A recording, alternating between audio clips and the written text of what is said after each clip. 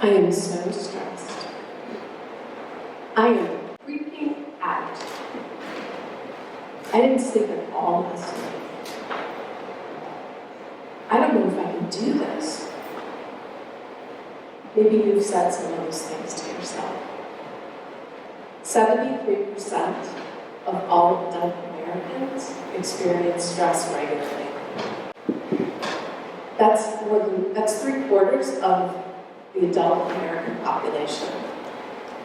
What's even more mind-boggling is 91% of Gen Zs age 15 to 22 also regularly experience stress. That's up 25% in the last few years.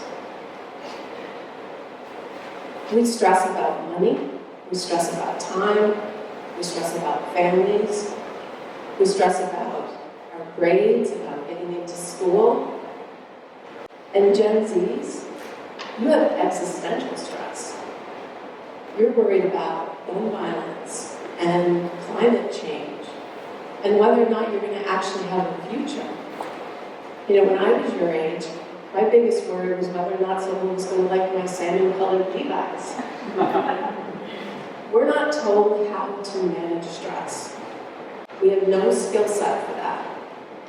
We might be told, relax, take it easy, take a breath, but we have no strategy for dealing with stress. When I look at stress, I see it as this thing that we see as like, it's the stress that's doing it, right? I'm so stressed, this is stressing me out. But if we break it down, we can actually start to navigate it. So when I look at stress, one of the biggest things that contributes to it is worry. We're worried all the time. We worry about whether or not we're going to get someplace on time. We worry about if we're going to do okay. We worry about whether or not somebody's going to like us. We worry about things from the past. We're just constantly worrying. I saw this movie.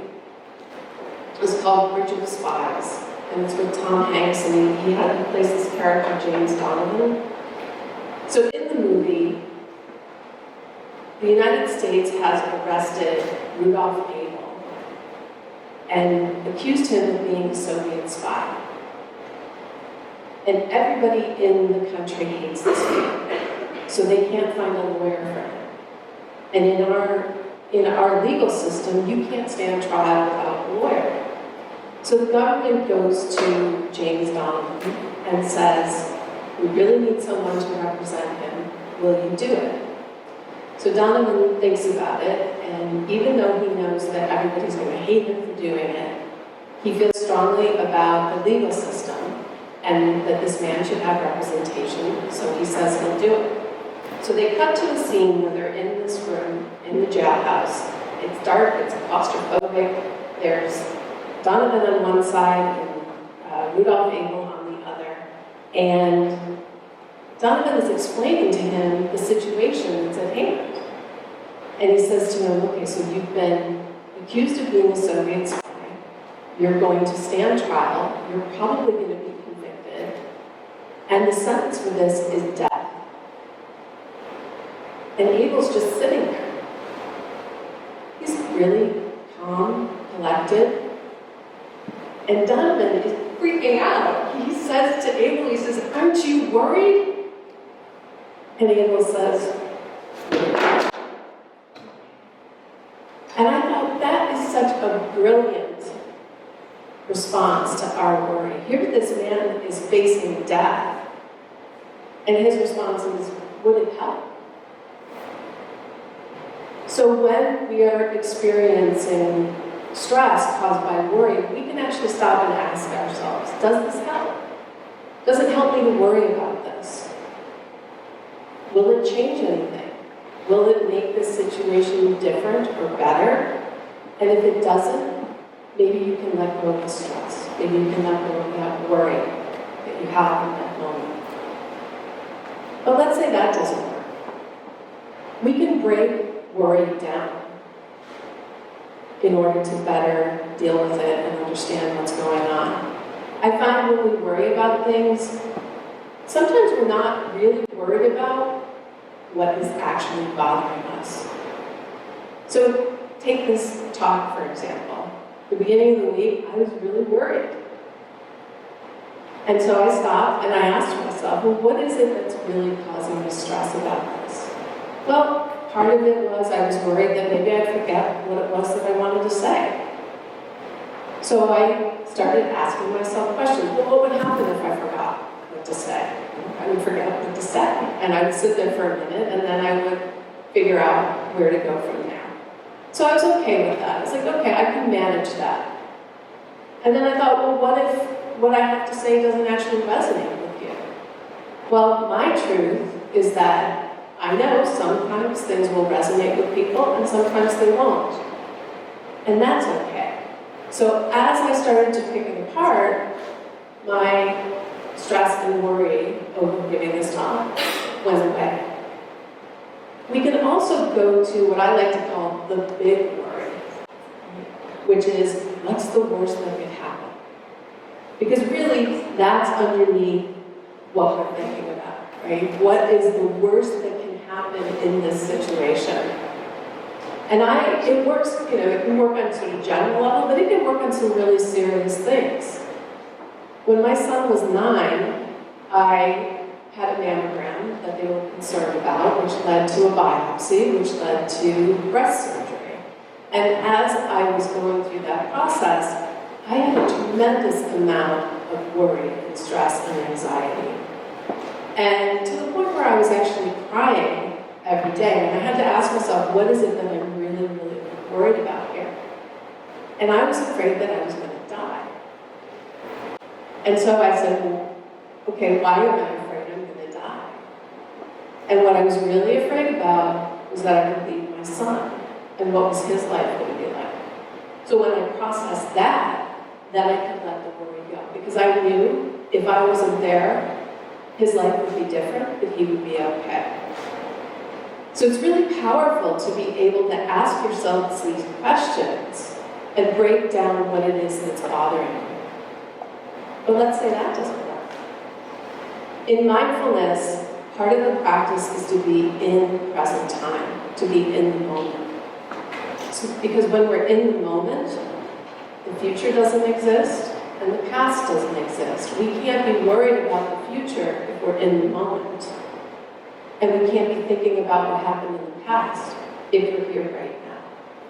So everybody in this room, even though you're here listening to me, you may be being pulled into other directions and not be fully present in this moment.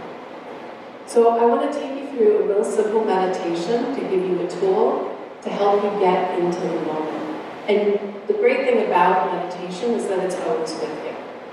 So if you would like, have your feet flat on the floor. And just take a nice breath in and let it out. And go ahead and close your eyes or just gently cast your gaze down. So we're going to start by intending that we have roots growing from our feet into the earth. So let those roots grow down, connect you, root you.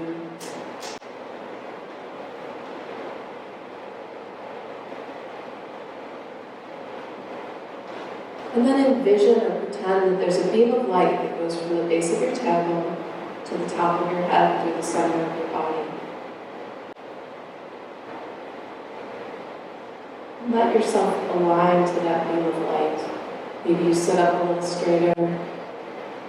Maybe your breathing becomes fuller.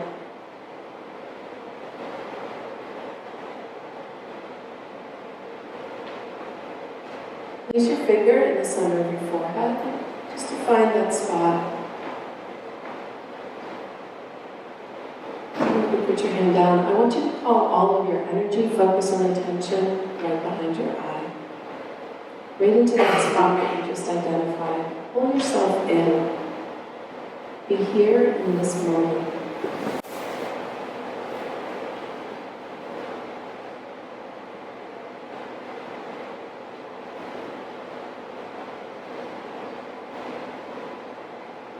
And then take a breath in and you can gently open your eyes. So when we're in the moment, It's quiet, it's peaceful, and there's no worry, because we're right here, right now. So these are some things that you can use to help navigate your stress, but they're going to take you a little bit of time to apply and assimilate into your experience of stress and the way that you deal with things. These things take a little bit of practice. So I wanted to sprinkle a little bit of hope into this conversation because there are some really big, as I said, existential worries that Gen Z are facing. In 1994, I had a cell phone that they now call the brick. It was about this big. I think it weighed about 5 pounds.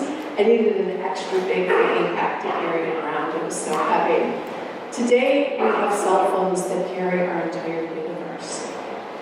They have our calendar, they have our TV, our movie theater, our radio station, they're a map. Everything that we need is in this device. And it fits in our pocket. And that development really happened in the last 15 years. I read the other day that scientists believe that they may have broken the speed of light. Now this is a constant that has been, they have believed that this is just a constant, it can't be broken. If they can replicate this test with other scientists, then they will prove that they can actually break the speed of light. And the opportunities, the possibilities with that are endless. In 10 years, we could be zipping around the universe. So we have to have hope. Because just as we broke down stress and worry to understand it, there are people working to break down the problems that we face, just in the same way. So I want you to have hope. I want you to live in the moment. I want you to be open to possibilities. Believe in your ability to create change. Be flexible because flexibility creates opportunity. Be kind to yourself because we're really, really hard on ourselves. Be kind to others because we don't know what other people have been dealing with. And take the tools that we looked at today, apply them to your life, and hopefully you'll be able to stress